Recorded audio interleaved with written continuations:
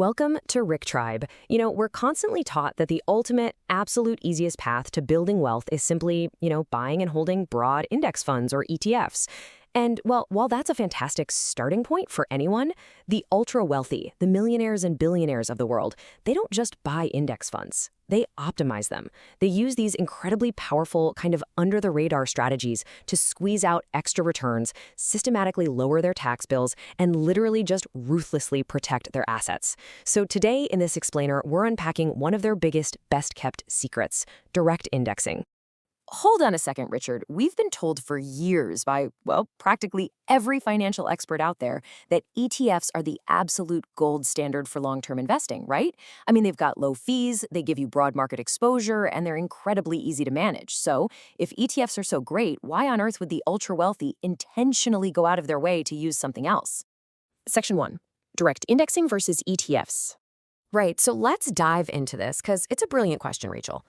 To really understand the difference and, why the wealthy make this shift, we kind of have to look under the hood at the mechanics of how these two investment vehicles actually operate.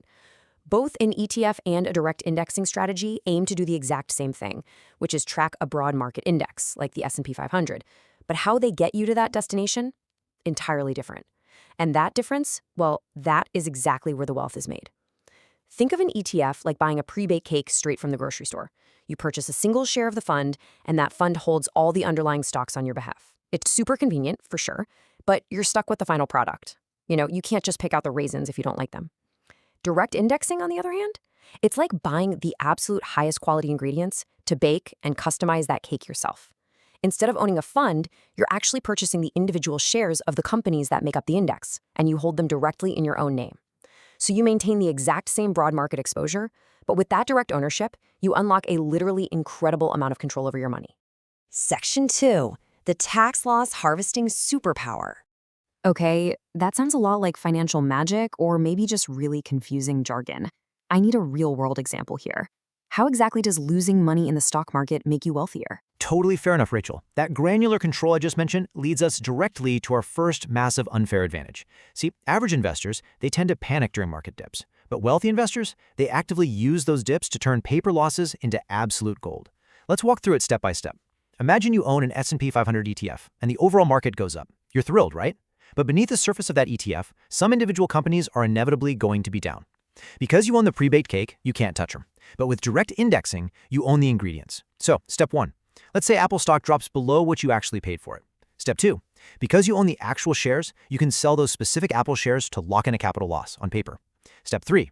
You strategically use that exact loss to offset capital gains you made from selling other highly profitable investments. This drastically lowers your tax bill to the IRS. And finally, step 4, you immediately take that cash and reinvest it right back into a highly correlated stock so your portfolio's overall market exposure literally never misses a single beat. And this brilliantly illustrates the hidden power of what the pros call tax alpha. Studies actually show that aggressively and systematically harvesting these individual stock losses throughout the year can potentially boost your after-tax returns by up to a full 1% annually. Now, to put that into perspective, 1% might not sound like a huge deal at first glance, but when you let that compound year after year, decade after decade across a massive growing portfolio, we are talking about life-changing generational wealth that you are keeping right in your own pocket instead of, handing it over to the tax man. Section 3. Customizing your wealth portfolio. Okay, wow. Saving aggressively on taxes is a huge deal. I definitely get that now. But why else would I genuinely want to hold and manage hundreds of individual shares instead of just, clicking buy on one single ETF ticker? It seems like a lot of work. Simply because of absolute customization. When you own the individual stocks directly, you are never, ever forced to hold companies that actively hurt your personal financial strategy. Let's look at a super common real-world scenario. Let's say you're a high-earning employee at a major tech company. Your daily salary comes from tech, your end-of-year bonus is tied to tech, and you probably even receive company stock as part of your compensation package. Well, if you go out and buy a standard S&P 500 ETF, a massive chunk of your investment is also heavily concentrated in the tech sector. That is a massive, completely uncompensated risk. If the tech sector takes a sudden unexpected hit, your salary, your bonus, and your retirement investments all tank at the exact same time. It's a nightmare. But with direct indexing, you can surgically neutralize that risk. You can customize your index to completely exclude your specific company's stock or strategically underweight the entire tech sector altogether while still holding the rest of the broad market. You are literally building a bulletproof portfolio tailored precisely to your unique personal risks. So I can basically build my own personal, highly optimized index. That's pretty wild. But what if my goals aren't just about financial risk? What if I have, deep personal values that I want my money to actually reflect? Exactly, Rachel. You hit the nail on the head. You have complete sovereignty over your capital. Advanced customization means you can seamlessly apply ESG criteria, environmental, social, and governance filters. If you want to restrict entire industries from your portfolio, like fossil fuels, weapons manufacturing, or tobacco, you simply filter them out of your direct index. Just like that. You still capture the broad market returns to build your wealth, but your money aligns perfectly with your personal conscience. Section 4. Accessing the unfair advantage. Richard, okay, this all sounds incredibly powerful in theory. But buying and managing hundreds of individual stocks, tracking complex algorithms, doing constant tax loss harvesting. I mean, come on, this has to require a massive team of wealth managers and accountants, right? Isn't this strategy completely out of reach for the average person? Like something only billionaires with massive family offices can afford? 10 years ago, you would have been absolutely right to assume that, Rachel. It used to take literally millions of dollars just to buy all the full individual shares required to perfectly replicate a major index. But the financial technology landscape, it has completely shifted in favor of the average investor. It's a real game changer. Thanks to the massive rise of fractional share trading and really smart algorithmic wealth management software, the investment minimums for direct indexing have just plummeted. Today, you can access these highly sophisticated turnkey wealth platforms for as little as $5,000. No way, right? But it's true. The closely guarded tools of the ultra-wealthy have been fully democratized, and everyday investors can now log online and access this exact unfair advantage to build their own wealth.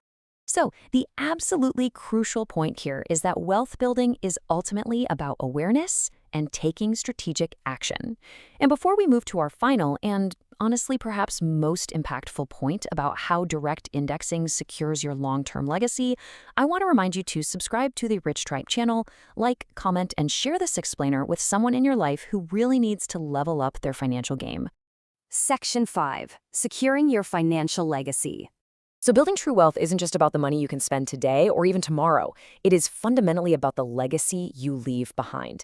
It's about long-term wealth structuring, generational transfer, and really maximizing the profound impact of your charitable planning. A lot of highly successful investors eventually find themselves with what we call embedded capital gains.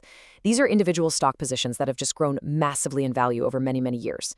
If they just sell those shares to fund their lifestyle or even to give to charity, they trigger a massive, honestly punishing tax bill. Instead, they use direct indexing for a tax-savvy transition plan. Because they own the individual shares directly, they can systematically gift their most highly appreciated stocks directly to charities or donor-advised funds. This completely avoids the capital gains tax, it maximizes the actual financial impact for the charity, and simultaneously, they utilize the tax loss harvesting we talked about earlier to offset gains in the rest of their portfolio. It is an absolute masterpiece of strategic wealth management. Wow. Okay, so direct indexing isn't just a slightly different alternative to an ETF. It is a highly proactive, aggressive wealth-building engine. It lets you harvest tax losses to boost your returns, perfectly customize your portfolio to your specific career risks and personal values, and even optimize exactly how you give to charity and pass on your legacy. And honestly, the best part is that it's no longer locked away just for the billionaires. You nailed it, Rachel. That is the exact shift in mindset required to build real, lasting wealth. You now know the exact strategies that the wealthy use to compound their money faster and, quite frankly, smarter than the average investor. So, I'll leave you with this final, somewhat provocative thought to consider for your own portfolio moving forward. Are you going to just settle for the pre-baked cake, or are you ready to finally step up and bake your own wealth?